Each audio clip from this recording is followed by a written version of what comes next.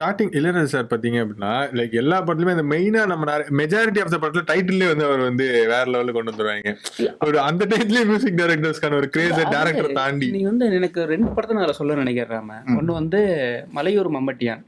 So அந்த படத்துல first ஒரு பாட்டு வரும் பார்த்துருக்கீங்க இல்லையா? மம்மட்டியான் பேரு சொன்ன புலி ஒதுங்கும் பாரு ம். காட்டு மல்லி அந்த பாட்டு இருக்குல்ல. ரீசன்ட் மம்முட்டியா மாதிரி. அதான் மைண்டுக்கு வந்துச்சா? அந்த மம்மட்டியான் தொட தொட தூள் பறக்குது மம்முட்டி. அது சரி, சரி. அந்த அந்த பாட்டுல அந்த படத்தோட கதையே சொல்லிடுவாங்க. கரிமேட்டு கருவாயன்னு நினைக்கிறேன். அதுல இருக்க ஓப்பனிங் சாங்லயுமே அந்த பட ஸ்டோரியோட ஃபுல் ஸ்டோரி வந்துரும். அதே மாதிரி ராம்கியோட படம் மருதுபாண்டின்னு ஒரு பாட்டு வரும். ம். மருதுபாண்டி கதையை கேளு அப்படின்ட்டு பாட்டு வரும். அதுவும் செம்மையா இருக்கும். ம். இதே மாதிரி எனக்கு வந்து பிஜிஎம்ல டைட்டில் போட்டு பிஜிஎம்மா ஓட விட்டு செம்ம சூப்பரா போட்டதுன்னா எனக்கு வந்து அபூர்வ சகோதரர்கள் சொல்லுவேன். ம். ஆமா. அதுல வந்து பார்த்தோன்னா அப்படியே ஒரு 3 பாட்டா அப்படியே பிரிக்கலாம்.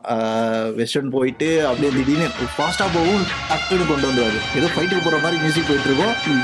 அப்படியே அப்படின்னு போயிடுவாரு.